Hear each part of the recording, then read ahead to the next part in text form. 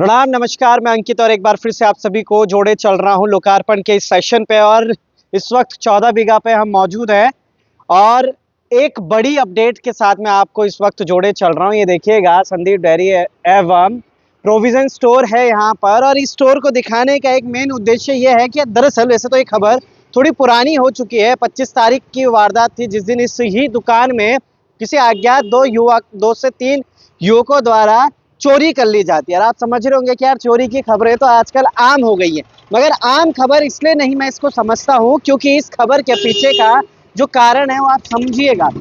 ये चोरी की जाती है बीड़ी सिगरेटों की, मतलब कि ये समझिएगा एक युवा इस तरीके से अपने आप को नशे के उस रास्ते पर ले जा चुका है जिस रास्ते पर वो अब चोरी करना भी उसको लाजमी लगता है कि भाई अगर कुछ पैसे नहीं हो जेब में खरीदने के लिए तो चोरी कर लिया जाए। संदीप भंडारी ये वो व्यक्ति है जिसको पूरे प्रकरण में अगर आपने देखा होगा तो योगेश जिमरी प्रकरण में मुखरता से सामने आए थे।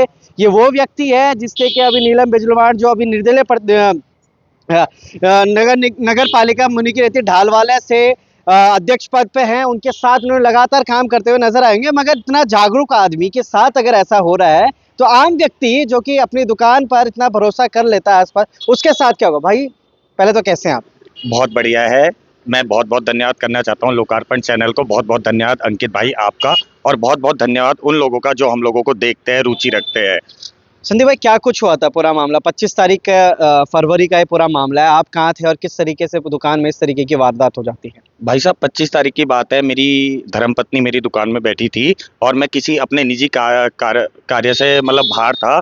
और जैसे ही मैं आया लगभग 3:30 बजे तो मुझे पता चलता है कि यहाँ सिगरेट चोरी हो गई। मेरी वाइफ को भनक भी नहीं लगी थी क्योंकि उन लोगों ने उसे इतना पजल कर दिया था।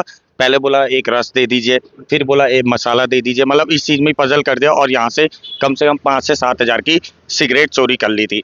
तो जैसे ही मैं आया तो मैंने उसके बाद फिर उनसे पूछा तो उन्होंने मेरे को प्रकरण बताया कि एक आया था ऐसे ऐसे, उसने रस पैक कराया, मसाले पैक कराए और बाद में कहा कि हमें कार्ड से पेमेंट करनी है। और मेरे ख्याल से आप पूरा ढाल वाला 14 बीघा देख लीजिए, कार्ड से तो कोई भी मेरे ख्याल से पेमेंट ना लेता है ना देता है। तो आपकी वाइफ को जब इन्होंने बोला तो यहीं से बोला होगा जहाँ पर मैं खड़ा हूँ इस वक्त? नहीं नहीं नहीं, ये यहाँ अच्छा, यहाँ अंदर आके? हाँ, तो आपने बोला नहीं आपकी वाइफ ने कि अंदर आना मना है, यहाँ पर आप अंदर नहीं आ सकते हैं? भाई साहब लगभग दरवाजा हमें जहाँ पे मैं खड़ा हूँ यहाँ पे रहे होंगे? हाँ यहाँ पे थे। अच्छा, फिर यहाँ से उनको बोला गया कि पीछे से रस निकाल दे। अब ये समझिएगा, मैं कैमरा को बोलूंगा थोड़ा अंदर आइएगा।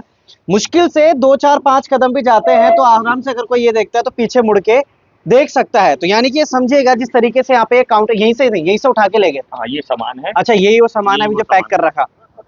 अच्छा, ये वो सामान है। मैं कैमरामैन को बोलूंगा देखिएगा, ये सामने ही यहाँ पे डैशबोर्ड पे इन्होंने पूरा अपना ही पूरा रखा गया है। तो इनको समझिए कि सामने से भी अगर कोई व्यक्ति आता है तो उनकी दुकान चौराहे पे तो वहां से सामने से दिख जाता है। यानी कि कितने दिन से ये रैकी कर रहे होंगे कि कहाँ से हम आसानी से सारी चीजें कर सकते हैं। यानी कि कभी अगर संदीप भाई भी यहाँ पे रहे होंगे तो शायद उनको डर रहा होगा। जब उन्होंने देखा कि उनकी वाइफ यहाँ पे खड़ी है तो उनको भोली भाली मात्र शक्ति है हमारी, उनको बरगलाना बहुत ही आसान है।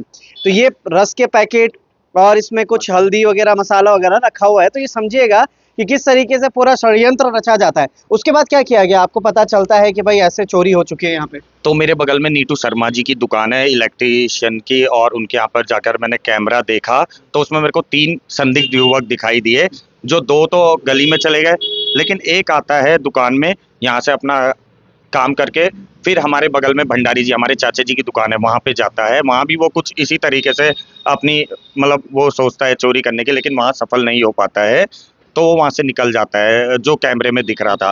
तो उसके बाद मैंने 100 नंबर में फ़ोन करा, पुलिस आई, पुलिस ने थोड़ा सा मामला जाना, कैमरे देखे, लेकिन कोई उन्होंने ज़्यादा सख्त कार्रवाई करी नहीं। वो बल्कि हमें ही बोल रहे हैं कि नगर पालिका से कहो कि आप अपने कैमरे सही करवा दें। अच्छा, हाँ ये शब्द थे उन पुलिस वालों के। तो उसके बाद अब पकड़ा भी जाता है, हालांकि वो लोग पकड़े गए में से ना? हाँ उनमें से एक व्यक्ति पकड़ा गया जो मेन था, जिसने चोरी करी थी। क्योंकि मैंने अपने सोशल मीडिया में पहले मैंने सोशल मीडिया में नहीं डाला था क्योंकि पुलिस वालों ने मुझे मना किया था। मेरे ख्याल से उनके नंबर कम हो जाते हैं या रैंकिंग कम हो जाते हैं, मेरे को नहीं पता, तो मैंने नहीं डाला था। मुझे लगा पुलिस वाले अपनी उससे मामला सुलझा देंगे, लेकिन ऐसा नहीं हुआ। तो मेरे को 3 दिन बाद अपने सोशल मीडिया से डालना पड़ा।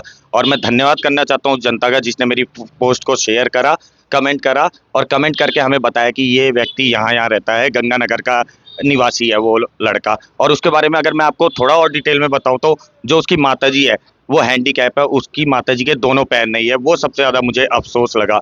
लेकिन उनकी माताजी ने कहा हम आपके पैसे भर देंगे। मैंने कहा आप क्यों भर रहे हो उस पैसे को?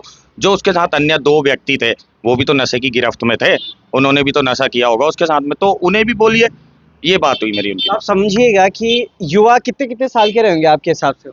उनकी माताजी ने बताया मेरा बेटा 19 साल का है, तो लगभग सभी इसी उम्र के अभी रहे इसी होंगे। उम्र के होंगे, 19-20 साल के जो बच्चे हैं आज वो नशे में इतना ज्यादा डूब चुके हैं कि उनको चोरी करना पड़ रहा है। और चोरी करके वो देखिएगा, मतलब यहाँ से सिर्फ चोरी करके बिस्किट ले जाते हैं, नमकीन ले जाते हैं। शायद संदीप भाई को भी इतना दुख नहीं होता कि यार चलो बिस्किट नमकीन यही सारी चीजें गया ना, उनको 7,000 का दुख है। क्योंकि अभी ऑफ कैमरा हम बात कर रहे थे, उनको दुख इस चीज का था कि यार भाई ले जाता तो कुछ खाने पीने की चीजें ले जाता, उसमें नशे की चीजें लेके जा रहा है। तो समझिएगा कि किस तरफ ये युवा ऋषिकेश का जा रहा है। और मैं एक चीज और कहना चाहूंगा, मेरे को दुख 5-7 हजार का बिल्कुल भी नहीं था। मैंने पुलिस वालों को भी कहा था, मेरे को दुख सिर्फ इस बात का था कि आज तो उन्होंने सिर्फ 5-7 हजार की चोरी करी है, लेकिन वही लोग भविष्य में बड़ी से बड़ी चोरी, बड़ी से बड़ी वारदात को अंजाम दे सकते हैं।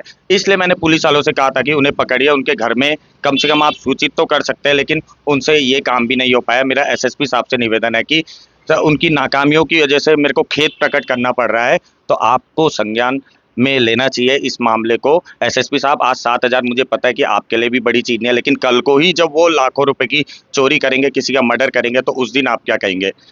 बिल्कुल सही बात है। और एक फुटेजेस मेरे स्क्रीन पर आप देख पा रहे होंगे कि ऐसी स्कूटी में वो आते हैं, देखते हैं, रैकी करते हैं, उसके बाद ये जताते हैं कि यार कहाँ पर हमारे लिए कौन सी दुकान ऐसे सुटेबल रहेगी जहाँ पर हम पकड़े नहीं जाएंगे। और इसको लेके चले जाते हैं, इसको खाते भी नहीं और लेके चले जाते हैं। शायद इतना दुख तब नहीं होता जितना दुख आज इस चीज़ का हो रहा है कि जो हमारा 19-20 साल का युवा है वो शिक्षा की तरफ ना जा करके, वो रोजगार की तरफ ना जा करके, वो अपने व्यवसाय की तरफ ना जा करके कुछ ऐसे कृत्यों में घुस जाता है जहां पर उसके पेरेंट्स को भी, उसके माता पिता को भी सोचने मजबूर हो जाता है। जैसे संदीप भाई ने बताया कि हैंडीकैप्ड है माता, तो सोचिएगा कैसे चल रहा होगा वो घर, कहाँ उनका पूरा बच्चा चला गया।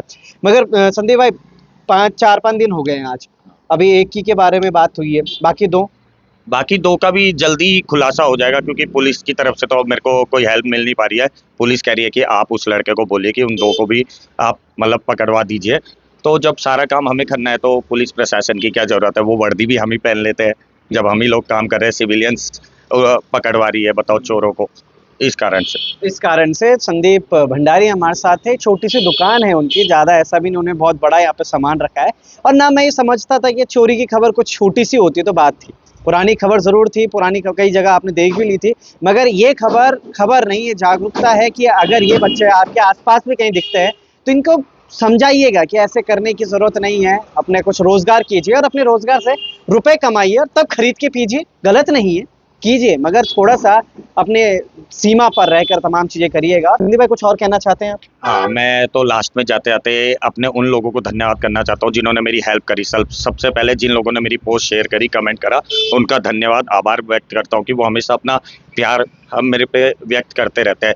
और उसके बाद जो मेरे मेन लोग हैं, शर्मा जी, यहाँ पे नीतू शर्मा जी, जिनके कैमरे से वो चोर पकड़े गए। दूसरा वो योगेश डिमरी जी, हमारे आंवला न्यूज़ के संपादक, आप लोग हैं। एकांत गोयल भाई है, सुरेंद्र सिंह नेगी जी है पार्षद, उनका भी बहुत बहुत धन्यवाद, वो भी मेरे को समय समय पे फ़ोन करते रहे। और सबसे बड़ा धन्यवाद अरविंद हटवाल भाई का करना चाहता हूँ, उन्होंने भी मेरी पूरी मदद करी। और आप सबका बहुत बहुत धन्यवाद व्यक्त करता हूँ मैं।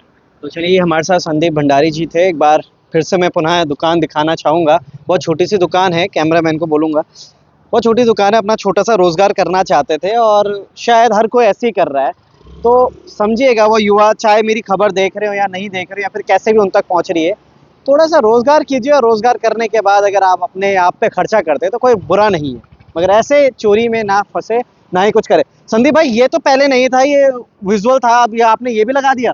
ये हाँ, लगा दिया ताकि अब दिखे ना लोगों को। मतलब डर है आपके? डर होना ही है भाई साहब, क्योंकि कैसे कैसे करके हम लोग गुजारा करते हैं कि शाम को हमारे 200-300 रुपये बच जाए तो हम घर ले जाए उस पैसे को। लेकिन भाई साहब, ये 200-300, ये तो हमें 5-7 हज़ार का अच्छा खासा फटका लगा है। ये तो पूरे महीने, 1.5 महीने तक बहुत बड़ी बात है हमारे लिए। चलिए, बने रहिएगा, समझिएगा, खबर को शेयर कीजिएगा कि एक ऐसा ना हो पूरे शहर में, शहर साफ सुथरा रहे और अच्छा रहे। बहुत बहुत धन्यवाद।